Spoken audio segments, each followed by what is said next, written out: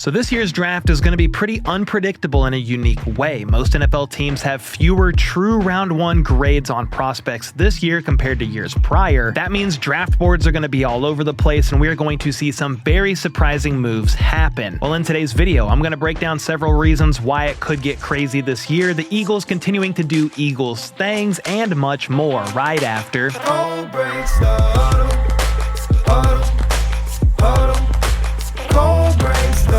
Alright, with night one of the NFL draft right around the corner, here are some of the most current rumors and storylines worth keeping an eye on come Thursday. Right at the top, Tennessee is basically a certified lock to take Cam Ward first overall. Their GM, Mike Borgonzi, formerly assistant GM of the Chiefs, said today they are for sure staying at pick number 1, but we will have to wait and see who they draft come Thursday evening. I mean, come on, dude. Cam Ward is definitely going to be a Titan. He recently said his top 4 receivers in the NFL are Calvin Ridley, Jamar Chase, Justin Jefferson, and Treylon Burks, which is hilarious, but come on. He's a Titan. It's a lock. Something I did find interesting, though, is that sources of Pete Schrager said today that the Browns and Giants are fielding trade inquiries for their second and third overall picks in this draft. They aren't rejecting things outright either, so I guess a trade could happen very early, and it would most likely mean a team really wants either Abdul Carter, Travis Hunter, or Ashton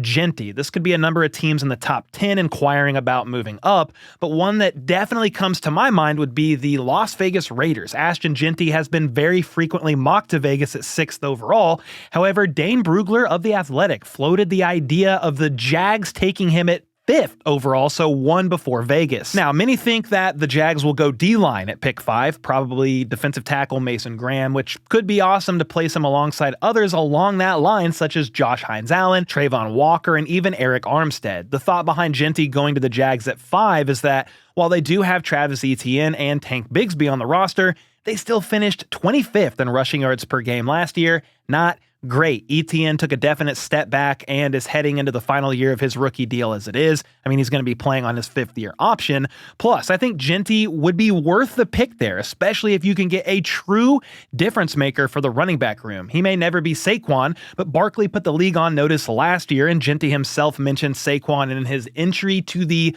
Players Tribune last week when he said, quote, "Dear NFL GMs, most people, they watched the Eagles win the Super Bowl a couple months ago. They watched him run through everyone in the playoffs, and they thought to themselves, this is amazing. Well, I watched it and thought something different. I thought, that can be me. I don't know if it'll ever really be him, but he certainly has a chance to be a day one difference maker for a team. He just had one of the most impressive college seasons we've ever seen from a running back. He rushed for over 2,600 yards in 14 games and came up just 27 yards shy of Barry Sanders' single season rushing record. Here's something else to note about the Jags and why they could take a running back. They just hired Liam Cohen, the former offensive coordinator for the Bucs. He got there last year, but the year before, they finished dead last in rushing yards and yards per carry. So that was in 2023. He takes the job last year, and they end up from bottom like that to the 5th most rushing yards in the NFL. He transformed their run game, and he's going to be looking to do the same with Jacksonville. So I say all that to say, if the Raiders feel threatened by the Jags and want Jeanty that badly, a trade up there for Jeanty could definitely happen. Who it actually ends up being trading up, if anybody at all, of course, remains to be seen, because these teams are going to want some draft capital, and the other teams are going to need to be willing to pay up. And then before we get to some more draft stuff, I did want to mention a couple of moves around the NFL. Late last week, the Bills brought back cornerback Tre'Davious White on a 1-year deal worth up to $6.8 million. The 30-year-old returns to the team that drafted him and the team he spent his entire 8-year career with until last year. He signed with the Rams after getting cut, but was then traded to Baltimore on November 5th and finished out the season with the Ravens. He's not who he once was. I mean, he's battled through some pretty big injuries. He tore his ACL in 2021 and ruptured his Achilles in 2023, but the Bills could use the depth in the secondary, or maybe even he sees more playing time than we think. I will say this, that $6.8 million is probably a much cheaper 1-year deal with lots of incentives built in, so this is a good get for the Bills as they look to go best player available in the draft. I will say, if if they take a cornerback again early in the draft, I know they are hoping said player turns out better than their former 2022 first-round pick and cornerback Kaiir Elam, a guy that was often a healthy scratch, and they ended up trading to the Cowboys this past offseason. Next up, the Eagles did it again, signing a key piece of their offensive line to a big-time contract, and this time it was their center, Cam Jurgens. He signed a 4-year, $68 million extension that includes nearly $40 million guaranteed, tying him to Philly through the 2029 season. Well, that's a hefty $17 million per year average, making him the second highest paid center behind only Chiefs center Creed Humphrey, who's making $18 million a year. Jurgens isn't Creed Humphrey, but he's still a good center, above average for sure. He graded out as the 10th highest overall graded center that played 50% of snaps last year. And while he did allow 35 pressures compared to Creed only allowing 7, when it comes to paying your players, it's going to be expensive as the cap continues to rise. It's just the nature of the beast. He's a solid center and a key piece of that O-line that Philly has dished out a ton of money for. Look at this craziness. 4 of their linemen have been paid pretty good money over the last year. Cam Jurgens most recently, but then left tackle Jordan Mailata, left guard Landon Dickerson, and right tackle Lane Johnson are all making a combined $243 million over the life of their contracts. Not all of that is guaranteed, but it is a continued emphasis for the Eagles to invest heavily in the trenches and to continue kicking money way down the road. It's a bold tactic, but one that's been working well for them. I mean, they just won the Super Bowl and are current favorites to get back there and win it again. And as a Chiefs fan, I seriously hope that does not happen. Speaking of the Eagles, wideout A.J. Brown's car was stolen earlier this week, and he actually took to social media warning the thief. He said, just return the car before things get out of hand. His car was stolen within 3 minutes out of his driveway at like 3:40-ish in the morning, and A.J. Brown acknowledged that was fast, but he's also fast and mildly warned the thief to return his car. Well, the police ended up finding the car pretty quickly while A.J. was working out, and A.J. Brown let everybody know via social media. I'm out here grinding for the Philadelphia Eagles, and I gotta look for my car. Come on, man. Nah, but look, we already got the whip. See, I told you to just turn the car back in. Well, I'm definitely glad he got his car back, which isn't a surprise because I think nearly all of these newer vehicles have GPS trackers built into them. You little idiots. Something that was a bit surprising, though, was Kirk Cousins reporting to voluntary workouts, as he's in a pretty awkward situation at the moment. He wants to play for a team where he can be the starter, but the Falcons have said they are fine with having him around as the most expensive backup in the NFL. Given the circumstances, even many within the building didn't expect to see Kirk Cousins show up for Phase 1 of OTAs.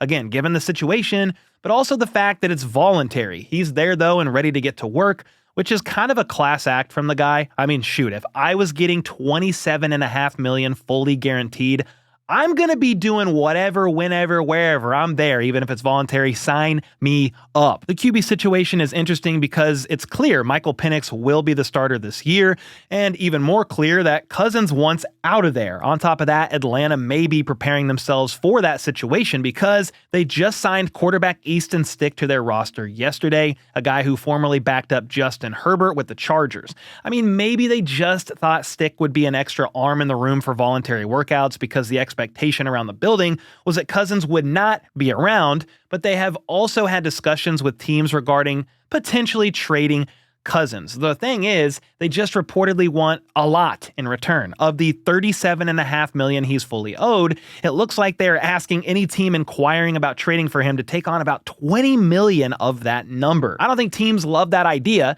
so we shall see if Cousins is traded on draft night or if they end up holding on to him in case a team like the Steelers aren't able to land a quarterback in the draft and need a more serious option at QB than they currently have. Steelers GM Omar Khan shared today with reporters they normally go into camp with 4 quarterbacks on the roster, and right now they only have 2. He then said, quote, all options are on the table on how we acquire those last 2. Well, one option they are most likely hoping for this year is Aaron Rodgers. He spoke on the Pat McAfee show last week, though, and didn't provide any clarity on if he planned on playing this year or not. He had a great meeting with the Steelers, but he reiterated that he's going through some personal stuff and just needs to focus on that right now at this point in time, and even said he's open to everything and attached to nothing whatever that means. I think Rodgers ends up being a Steeler this year, but it's hard to know for sure, and the Steelers are not banking on that happening. They said the Rodgers situation is not going to affect their draft plans.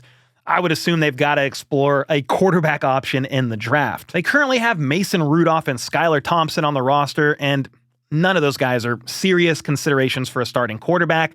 No offense to them. The problem for Pittsburgh is they gave up their second-round pick to trade for DK Metcalf. I love that trade for the Steelers, but you need a quarterback to throw him the football, but they gave up their second-round pick, right? So that means they pick 21st overall, round 1, don't have a second-round pick, and then don't pick again till the third round. So do they maybe take Shedeur Sanders at 21 if he's still there, or do they stay patient and hope someone like Jackson Dart or Tyler Shuck is available in the third round? You can't rule out them trading up into the second, but regardless, none of those options make me feel great about their success this season, as most rookies, even great ones taken in the top 10, look at Caleb Williams last year, it takes time to get up to speed and effective at the NFL level. On the subject of quarterbacks, another one who showed up to voluntary workouts like Kirk Cousins this week is 49ers quarterback Brock Purdy, which some are taken to mean contract negotiations are moving in a positive direction. Nothing is done, but Mr. Irrelevant could soon find himself Mr. Filthy Rich. He may not make top of market money like Dak Prescott's $60 million per year, wholly overpay, but anything around $50-ish million would be pretty solid for Brock, in my opinion. So while things are looking good on the Purdy front, it is worth noting that tight end George Kittle is not in attendance at this point in time. He's on the last year of his deal and wants an extension. Yet the report is that neither side is close. In fact, the term used is that both sides are, quote, far apart on contract talks. I mean, sure, the guy is 31 years old, but he's still one of the best tight ends in the business and has had back-to-back seasons of 1,000 receiving yards and has remained pretty healthy playing in almost every single game. It'll be interesting to see what ends up happening there, and it's going to be even more interesting to see what happens come Thursday night, Night 1 of the NFL Draft. Bears GM Ryan Poles told reporters today that he thinks the draft is going to be a little wild and expects, quote, a lot more movement this year than in years past. Part of that is because there's less true round 1 talent, with more value being in rounds 2, rounds 3, and even the beginning of round 4. So that means teams could find themselves aggressively moving up to try and snag somebody they have a true round 1 grade on, early in the first half of round 1, or trying to trade back to recoup assets and get someone they are high on, but maybe not round 1 high on. With several teams needing quarterbacks as well, but not wanting to maybe take them early in round 1, you might see them try to trade up into the back end of round 1 to snag somebody they would like to try and develop and have the added benefit of the 5th-year option if things end up working out. Well, it's safe to say it's going to be a wild week, with Matt Miller of ESPN also having a source tell him that the source thinks there will be a lot of action in round 1. Well, I'll definitely be here to keep you updated every step of the way. Make sure to let me know some of the craziest things you think might play out during the 2025 NFL Draft in the comments down below. And with that, I'll see y'all next time.